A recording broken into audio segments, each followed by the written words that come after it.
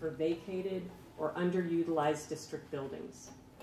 Districts need the flexibility to pursue a variety of options to best meet district financial and business needs, especially compared to no more than $12 of rent annually, as is current statute for a charter school to utilize traditional public school building.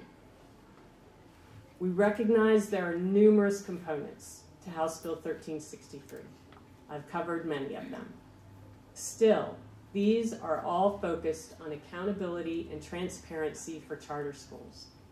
The bill is providing that all public schools, including charter schools, should adhere to the same standards of accountability and transparency.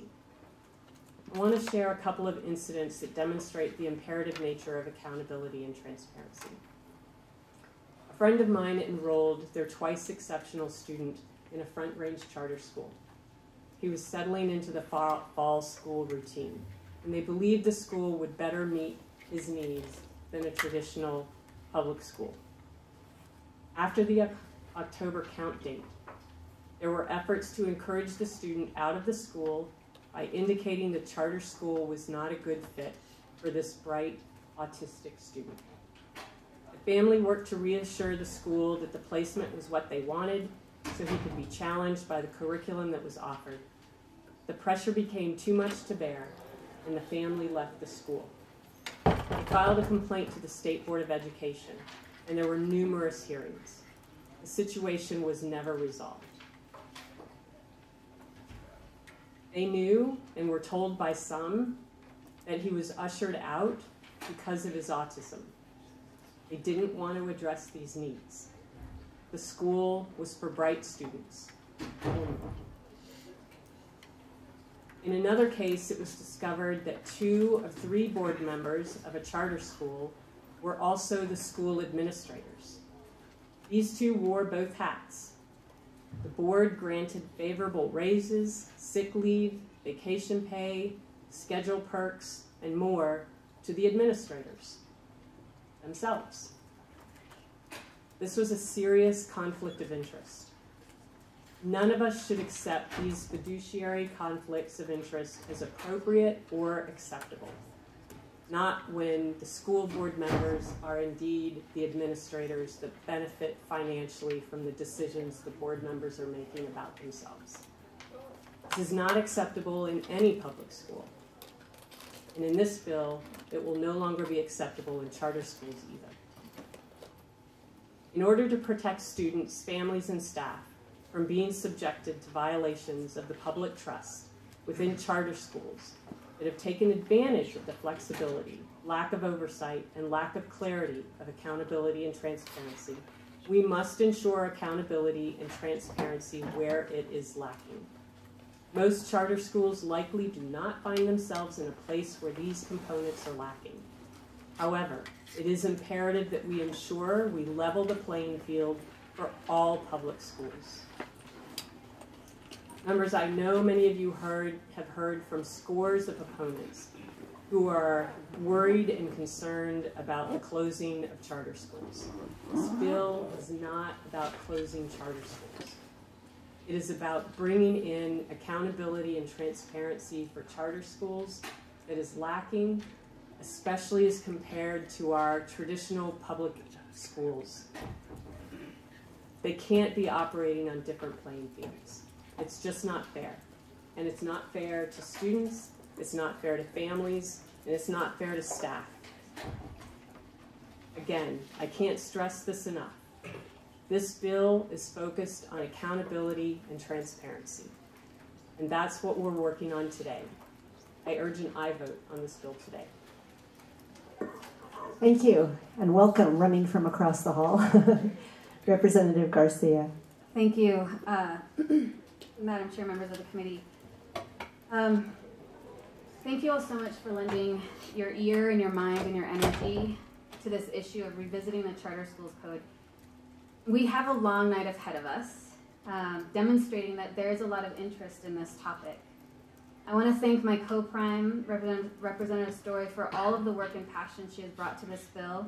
And I want to thank community leaders with A for PEP, and the many organizations that are supporting this bill for the hard work that they've done.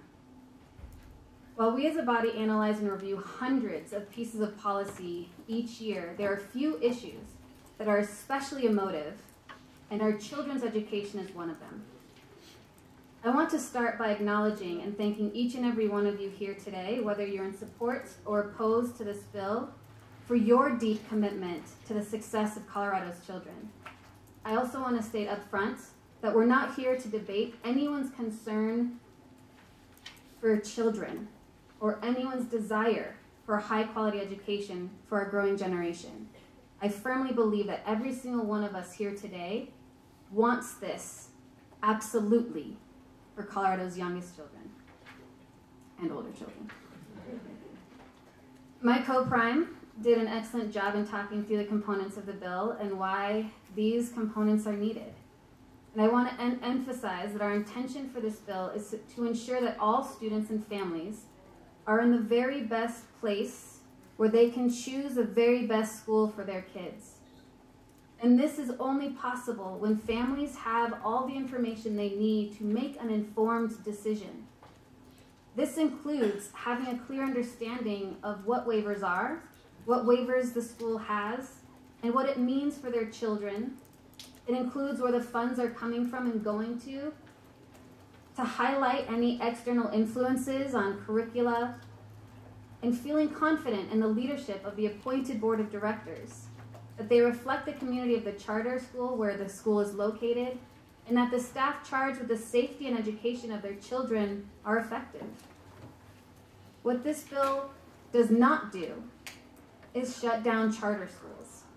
In my district, Ricardo Flores Magón Academy serves a predominantly Latino student population with a strong cultural focus in their education. This is a good school for their students, and I have no intention of shutting this school down. And I firmly believe that the parents who choose this school in the future should have all the information they need to make an informed decision and believe firmly that that is the right school for their kids. Some arguments you might hear today are, well, if the charters have to do this, so should public schools. Now, because of the unique nature of charter schools, given the intent of our charters to be innovative, to innovate instruction, that hopefully other schools in our districts can adopt, they establish themselves as individual nonprofit entities. They receive 100% per pupil funding thanks to mill levy equalization.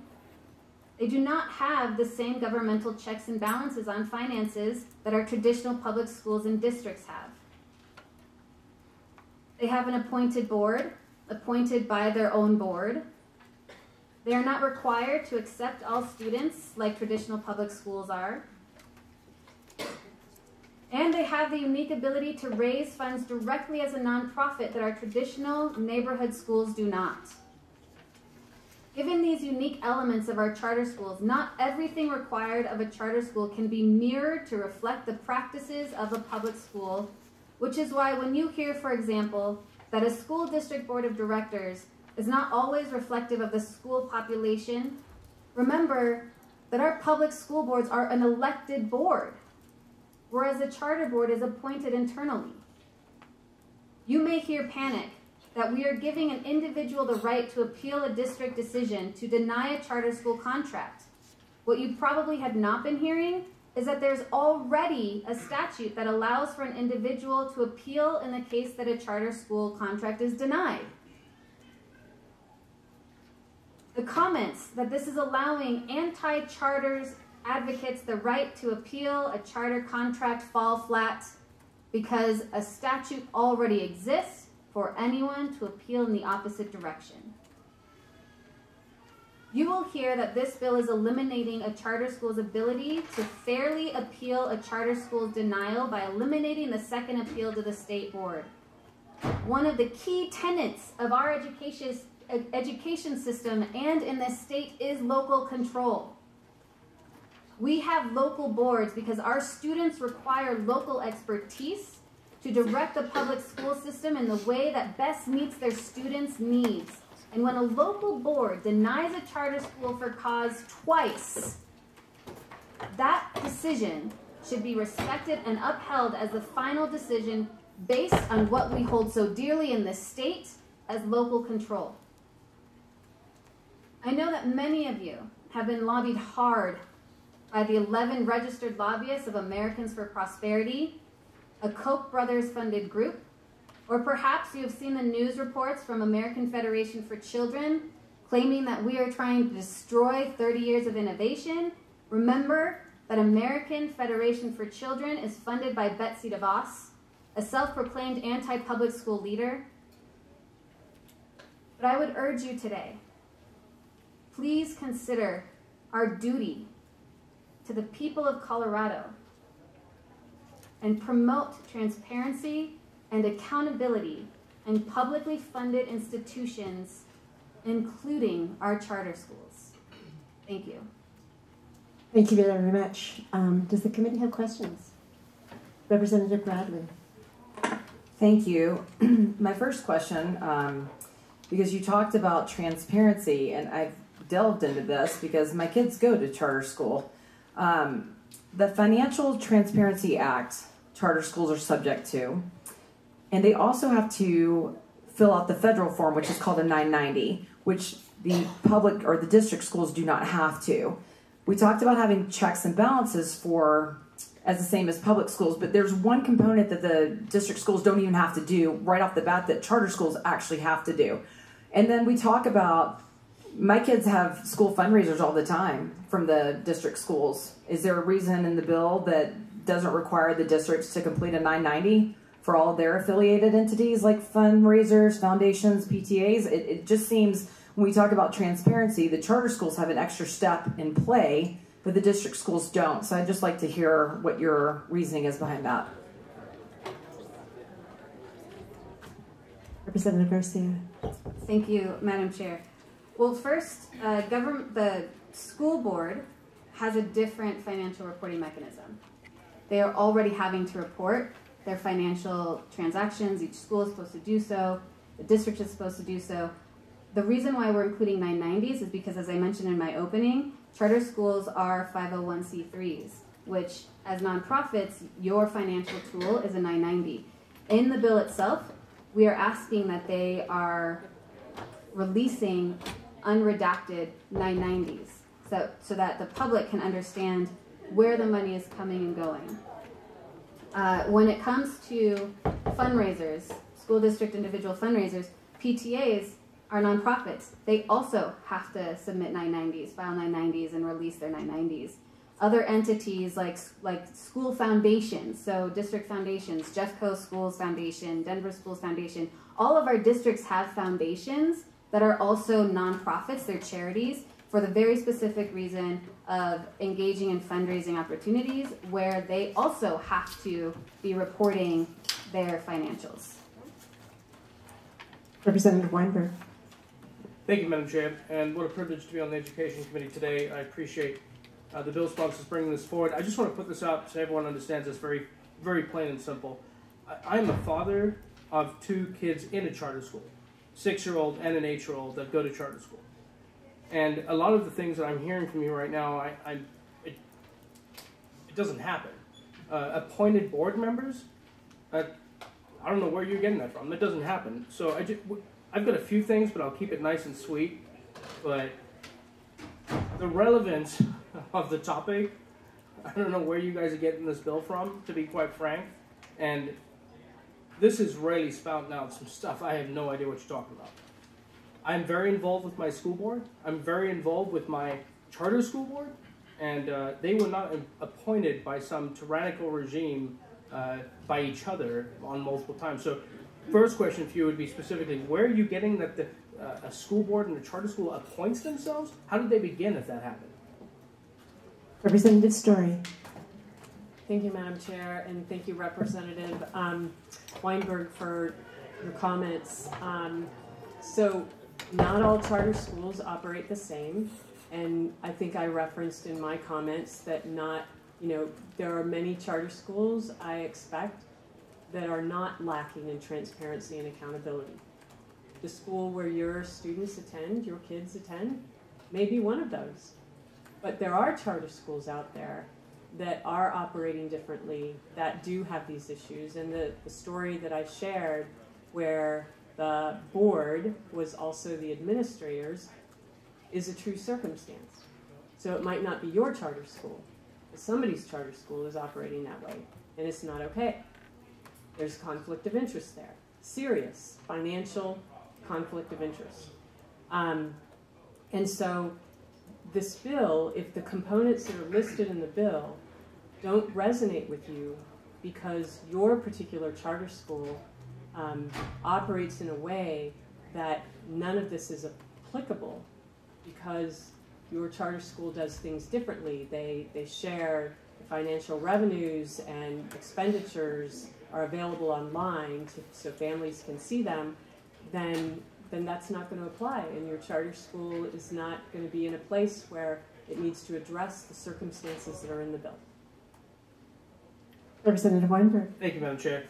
So what I'm hearing from you is that this bill becomes a generalization for the 1% of schools that are doing it wrong and the 99% that are doing it right, that do want to open up good schools and do good things. This bill would end up blocking them from doing that. That's everything I've just heard from what you said. Applicabilities. We have a school in Loveland that's a good school doing good things and doing things right. If somebody wants to mirror or copy that, this bill and everything in the wording in it is a generalization as to how to block that from continuing. And I have deep concern with that, because I think even if this bill was in good intent, which I believe it is from the two of you, but you're coming at it from a generalized proposal. You're blanketing everything as being incorrect and wrong. You're not showcasing the fact that there are some schools that actually do it right. And if people want to mirror or do anything in that nature of be that good school and a good example, this going forward with, and I'm sure the question is here, is this would block those good schools from doing that. Do you agree with that statement? Representative Story. I wholly thank you, Madam Chair, and thank you, Representative Weinberg. No, I wholly disagree that this bill is blocking good schools from continuing to do good work. I think this is not unlike speed limits on highways. Like, there are people that follow the speed limits and go the speed limit or under the speed limit or just 5 miles an hour over the speed limit, whatever. And so speed limits are there for all of us to adhere to. And if you choose not to adhere to, then you can end up in trouble with the law, right? So, because that's the law, whatever it is, on whatever road you're traveling on. Some people choose to follow the law, and some people choose not to follow the law. There are some states that have sections of a roadway, interstates in particular, that have no speed limit posted. People can just drive whatever speed they choose to drive without consequence because there's no speed limit. But most of our roads do have speed limits, and that requires people to adhere to the law, and if they choose not to, then there are consequences. This is the same for this bill. If you are already, your charter school is already following the law that exists, that's great. When this becomes statute, this bill that we're working on becomes statute, then that means there are additional transparency and accountability requirements in the law for charter schools to adhere to that they currently are not required to adhere to. And if they're already adhering to those policies, then they're already adhering and there's no changes to be met. But if they are not adhering to the policies that are within this bill, they're going to need to make changes. One moment. Representative Garcia. Thank you, Madam Chair. I just wanted to clarify, I think, what might also be a misunderstanding, Rep. Weinberg, is that by federal law, nonprofit organizations, even charter schools, are required to have board members. They're required to have a board of directors, and board of directors are appointed. Representative Weinberg. Thank you, Madam Chair. And last, I want to drag it out since I know we have a lot of questions for me and a long evening, so I'll make sure to ask them at the end. You spoke about support in your opening comments, how the debate for the children is not up and support. just to clarify from everything that I've seen this evening from the witness lists, we have a multitude of people that are in this room and are waiting to testify tonight that far outweigh people that support this bill. So I don't know where you're getting your information, how many people are here today to support or are against, but I'm telling you right now, this room is not a support room. And my question to you would be very simple, is informed decision is people making decisions of where they need to go to school and how their schools are operating. This bill interferes with that. I don't see how this bill would come forward from you guys in any way, shape, or form when there's no vested interest, and maybe I don't know something, but have either of you, the question is, have either of you had kids in the charter system and have been affected personally by a charter school doing you injustice?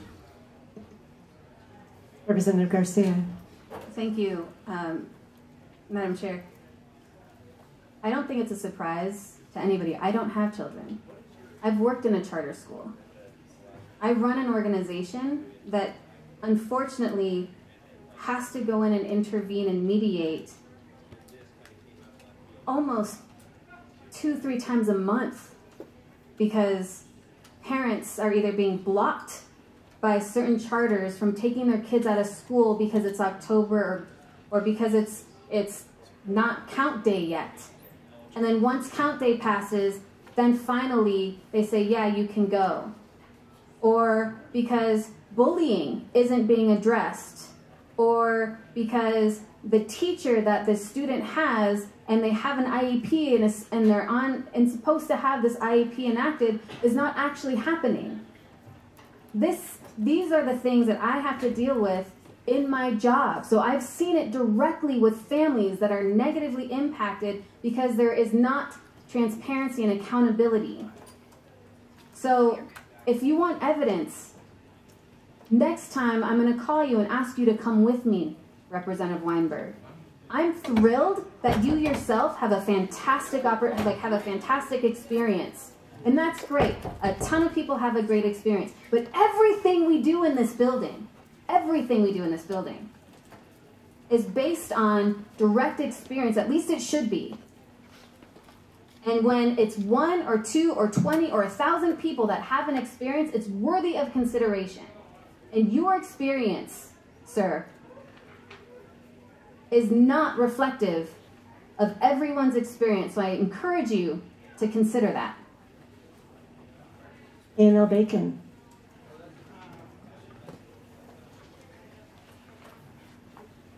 Thank you.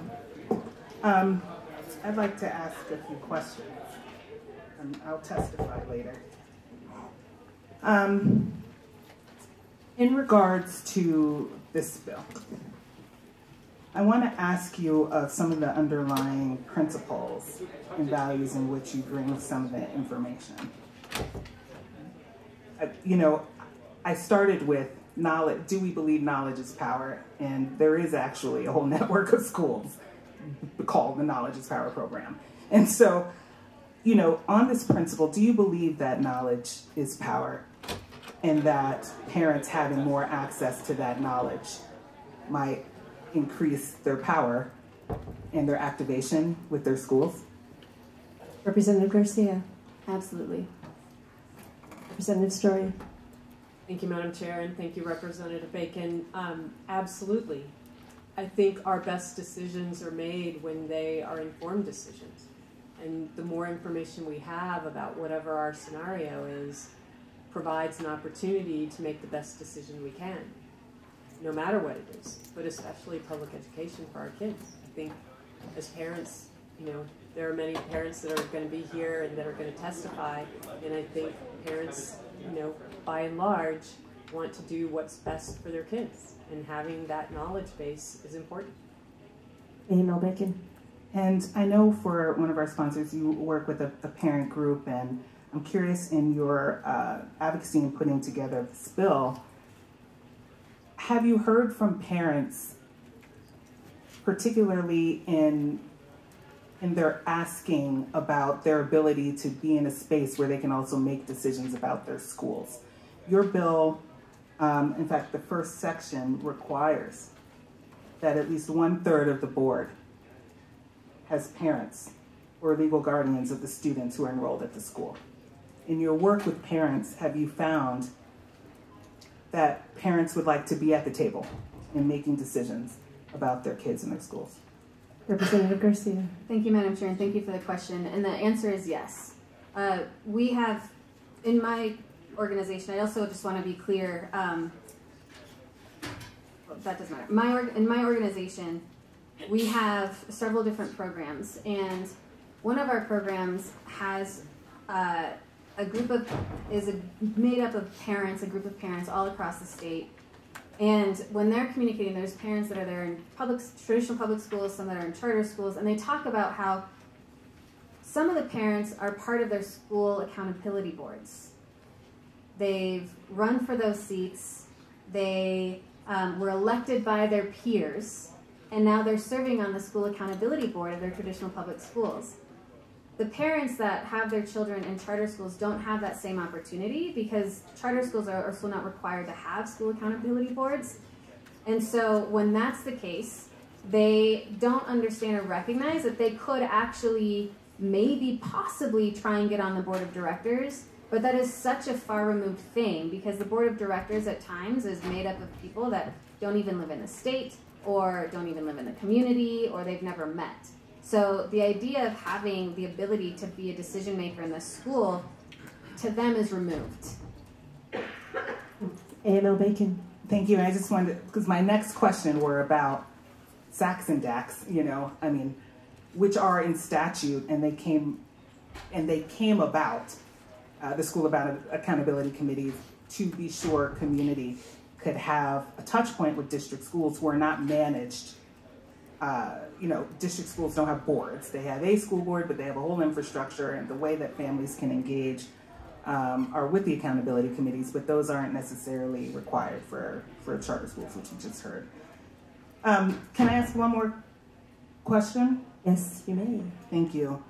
So keeping on the knowledge is power type of theme, I'm also, and perhaps if any witnesses who want to talk to us, regardless of side, in your work with stakeholders and families, how many folks do you think have shared with you that they actually know what waivers their charter school has or do not have? Representative Garcia. Thank you, Madam Chair. I haven't had a single parent explain to me that they know what a waiver is or that the school that they send their children to have these waivers. There was one particular incident with a charter school in Jefferson County where I had to work with a parent whose child was being bullied to such an extent that they ended up calling the police because the school wasn't dealing with that student. Now, when we started talking about, she was like, why don't they have, why are they not doing something? Where is the counselor? Where is the, she was asking all these questions. The conversation moved into understanding the difference between the school that her child used to go to and the school that her child goes to now. The school that her child used to go to was a traditional public school where she felt she had a better understanding of how and where and why to address situations that come up, and the difference of, why is this school even different? So the idea that even there's this disconnect of what the difference is between a traditional public school and what a charter school is, and that they can operate differently, was not even within the realm of this parent. And so when that itself is something that it lacks understanding, or there's a lack of understanding there, the idea of being able to identify and name, well, this charter school also has these 15 waivers and 7 of them are automatic, is non-existent. A.M.L. Bacon. Okay, I'm sorry, thank you. I had one little section that I want to ask about as well. Thank you for that response. So I have gone through the experience of trying to open a charter school as a founder. And one of the provisions of your bill was actually of interest to us as we brought our board together to apply. but I am curious of how this would work. In your bill, it says that you see school districts and charter applicants working to determine what those needs are, the unmet needs. And then how do you think that might differ in renewal, particularly if they've opened to provide it? So would the needs then be unmet? Does that make sense of what I'm asking? Representative Story. Thank you, Madam Chair, and thank you, Representative Bacon, for the question. I don't think we address in the bill how they would go about identifying what the unmet needs are, and so that they can better figure out how to meet those unmet needs. Potentially there's some work there for CDE to address that issue, but we didn't launch into that specificity. Representative Garcia. Thank you. Also, I would, where statute already currently addresses how school districts should establish their unmet need is in Title 22, 30.5102, sub 1, sub C. And so we, one of the technical amendments that we'll be bringing later will actually reference that in this section. Thank you. Representative Bradfield. Thank you, Madam Chair. Based on what I've heard so far, both of you are quite passionate about this bill and are passionate about what you have in this bill. But people come to committees and they've got passion, but they haven't got background. And I'm taking a bit off of Representative Hartsook, where he wants hard facts, and I do too. So based on everything that you believe that needs to be changed in schools, what are the metrics? What have you done to determine that that is the proper course to take? So first of all, describe your evaluation process, please. Representative Garcia. Thank you for the question, Representative. We actually have a lineup of witnesses that will demonstrate the evidence to these needed changes. I'm asking you, what did you do? Representative Story. Thank you, Madam Chair, and thank you, Representative Bradfield, for the question. We have done significant stakeholding over time. My kids were born and raised here in a long time ago, let's just say. And I was very involved in the public schools while they were going to school, very passionate about public education. I believe it is foundational to our democracy and how we work in this country. And so I stayed very engaged. I was on school accountability committees while my kids were in school. I served as the chair in the high school for a number of years, even after my kids were no longer at the school. I was on district accountability for a number of years simultaneously, where I learned intimately about how a school district works and why it operates that way, which is very different than your perspective as a parent in an individual school. To gain that knowledge, I worked with the superintendent and all of the cabinet to get all the things done that we felt were important for the school district.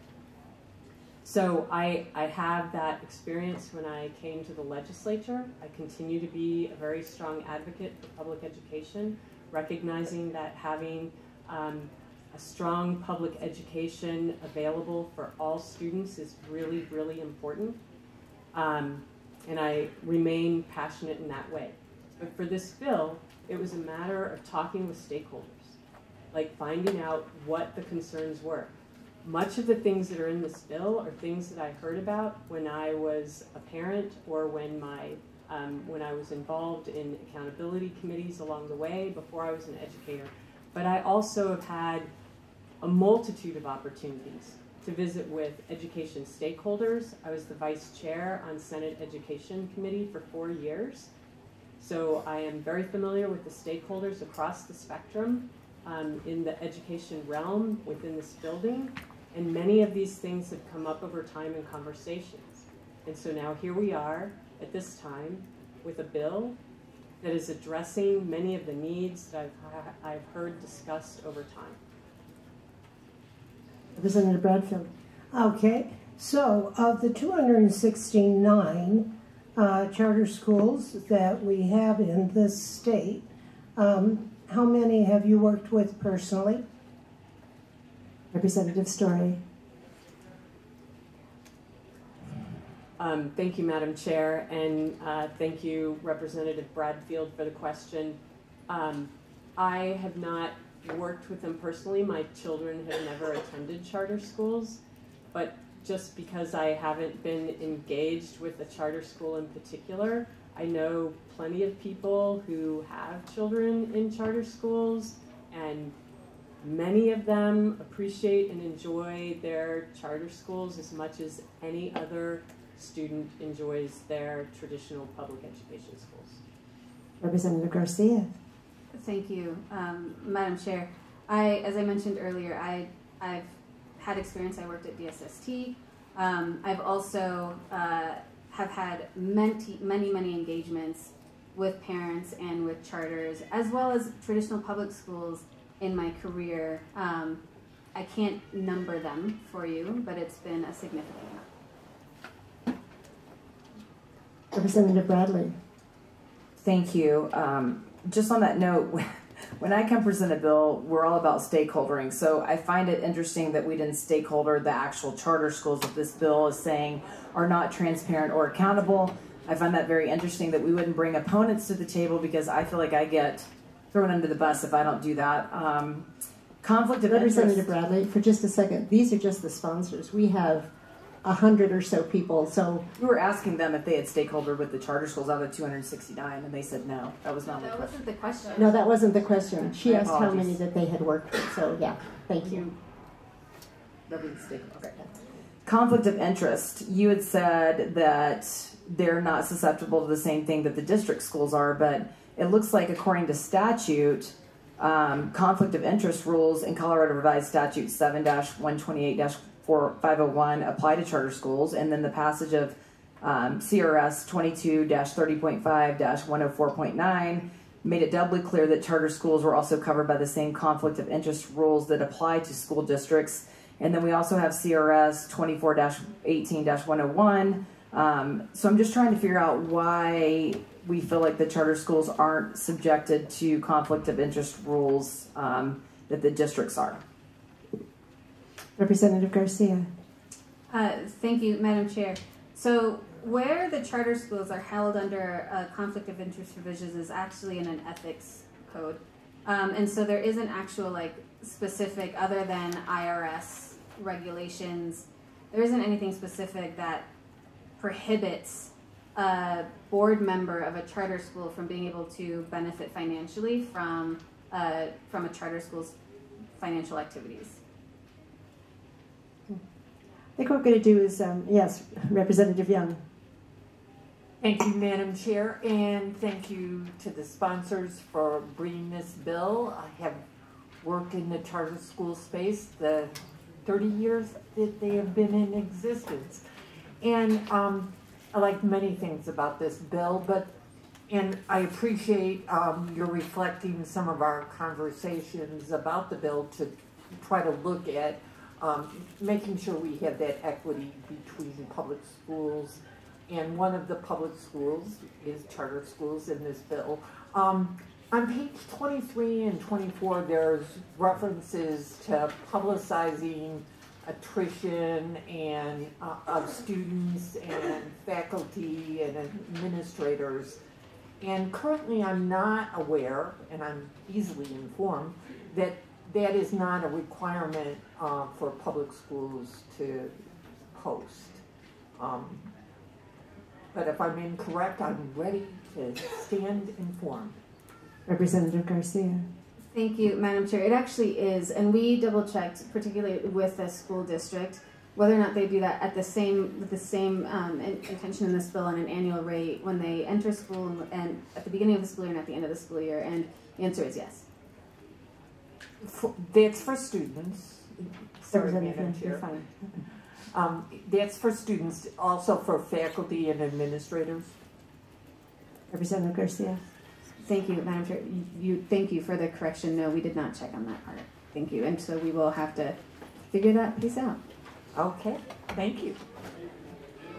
I think there's a lot more questions than just you. We have a lot of experts coming up, so we will start. What we're going to do today is we're going to have panels of 4 in person, and then we will also have panels of 4 on the screen. And I will kind of give everybody an update about who's coming next. So if you are in the other room over there, we can't see you, but we can hear you kind of.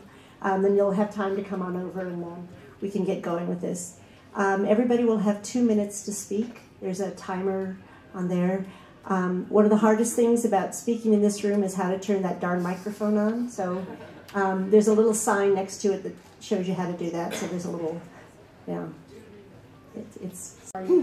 Thank you, Madam Chair. Thank you, House Committee. My name is Judy Solano. I am the chair of Advocates for Public Education Policy, and I am representing this organization today. We are a grassroots organization dedicated to educating the public and policymakers about equitable public education policy. We're not wealthy. We're a nonprofit. We're all volunteers. We do a lot of research and a lot of looking into different sides of things as well. So we're nonpartisan, and I just wanted you all to know that that's what our organization is about.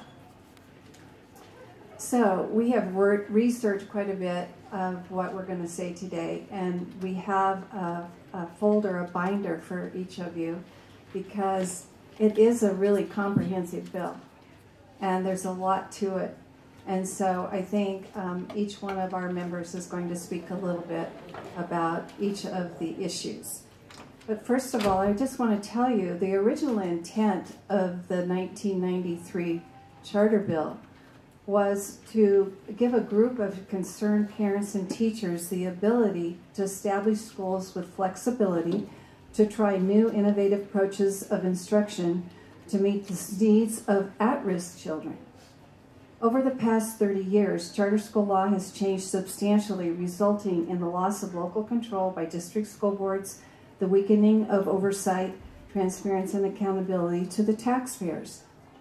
And the original intent has morphed into something no one imagined 30 years ago. We now have corporations and private investors that have entered into the charter school arena, opening charter school chains across the nation. With this movement, it is even more important that we review the charter school laws and policies. It's common sense and good government that we do so. Thank you, and I hope this the binder helps you as we go through the different aspects of the bill. Excellent, and thank you for that. Thank you. Hello and welcome. Hi. By the way, my name is Marinelli. Marinelli, okay. Thank you. Thank you for correcting me. Thank you for hearing our testimony today. I come to you today as a former teacher, 31 years, and a former school board member for Jeffco Public Schools. I had 3 obligations while I was on the school board. One was academic achievement and growth, one was safety of students, and one was the financial accountability to taxpayers. As a director, I was responsible for academics of all students in the district because I have trained, qualified teachers who are evaluated on a regular basis. I have a curriculum that meets or exceeds state standards. I have teachers who know how to work with students with specific disabilities in every classroom. That is a requirement for teacher certification in this state. Charter school waivers allow uncertified teachers to work with our children. Another waiver allows charters to use disparate programs of instruction. How can a school board be responsible when it cannot control quality instruction? That's my question. Having certified teachers also provides safety for our students because they have CBI checks. Do you want school personnel that have criminal records around our kids? I don't. Charter schools should not be able to utilize empty district buildings without reimbursing the district for the use. School boards are responsible for monetizing their own assets, which were paid for with public money. Charter schools now have many funds they can tap into for startup and capital needs that they didn't have before. CSI schools have been allowed to take over buildings paid for with district funds. This is parallel to the takings bill, eminent domain, where an entity is taking an asset paid for by taxpayers. The district utilizes these buildings and land when they go for a bond in order to maintain AAA ratings. Special ed funding was supposed to be about 40% state and 40% federal. Currently, districts only get about 30% from both sources. Okay?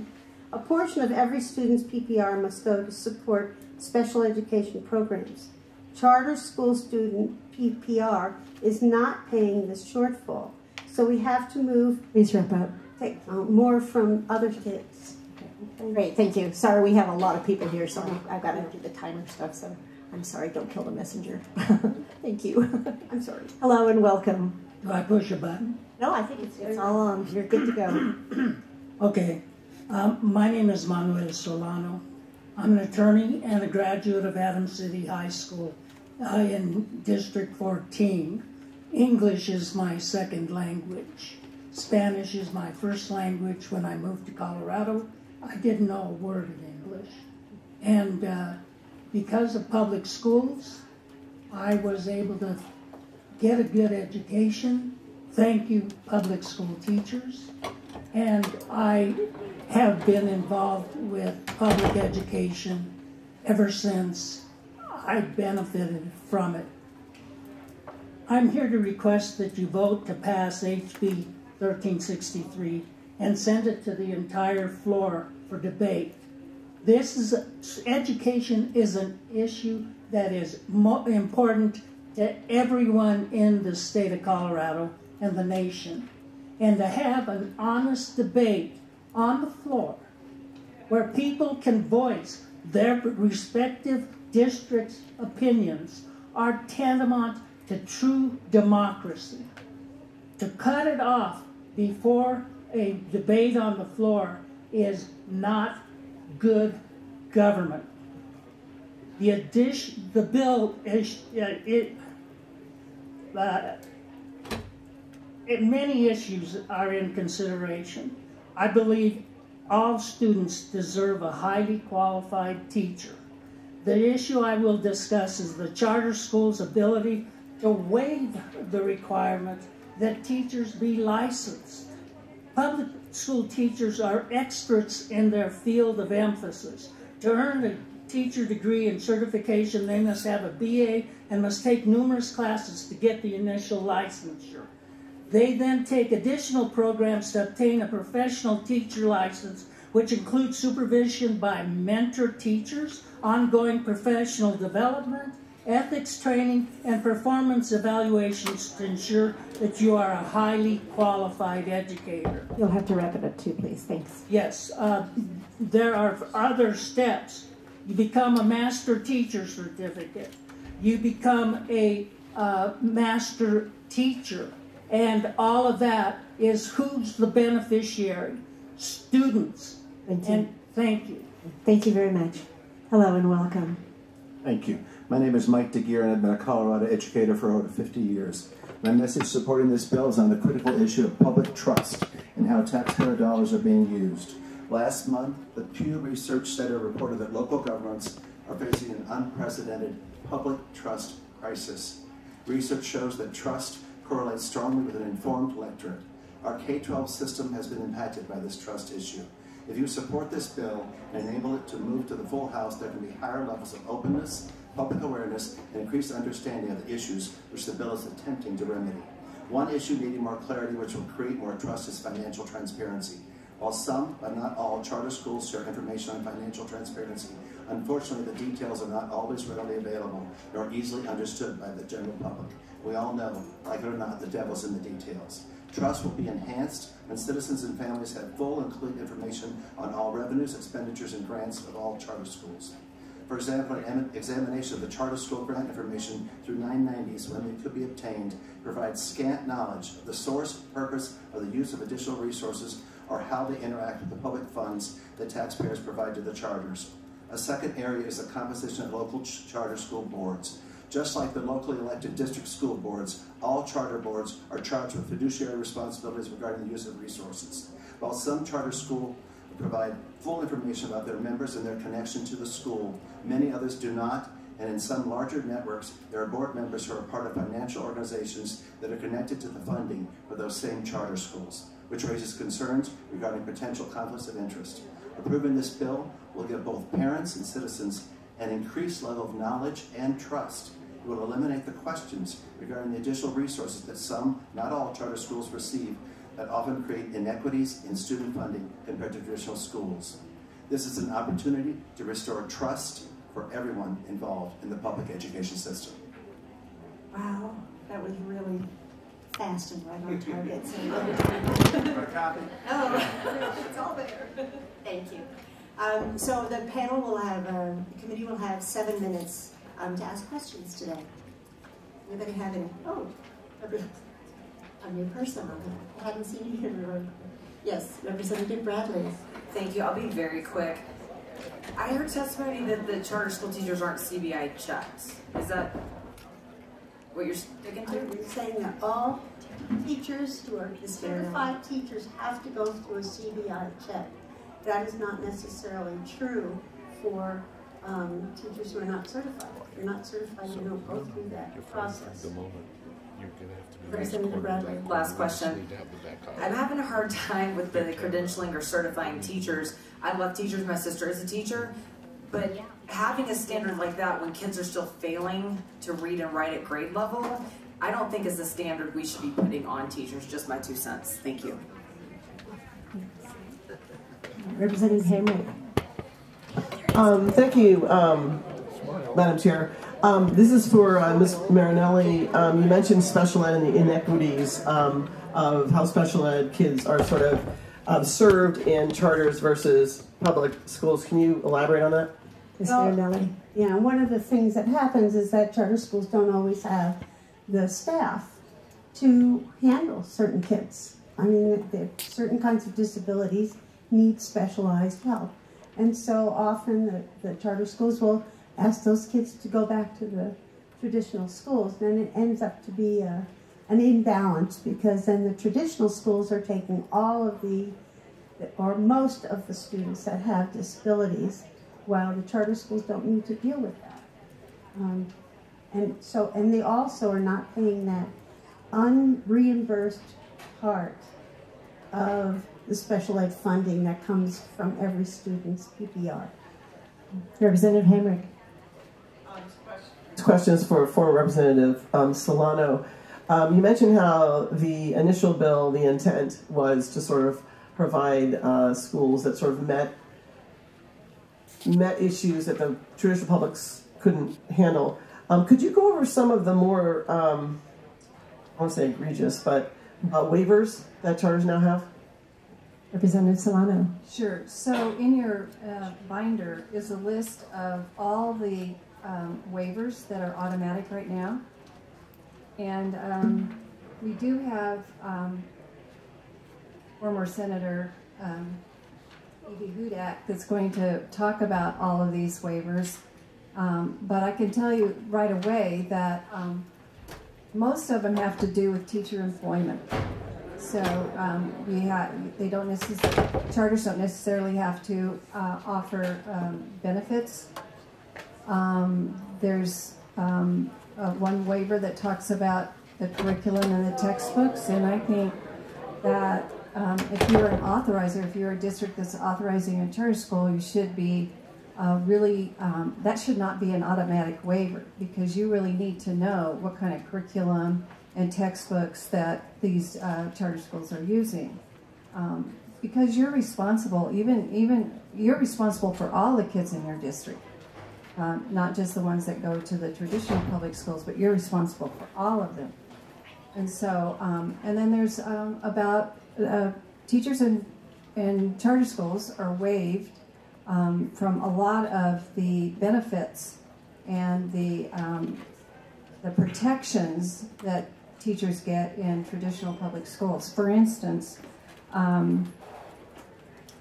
there's one waiver that really is, well, I'll just go back and say, the teachers in charter schools really are at-will employees.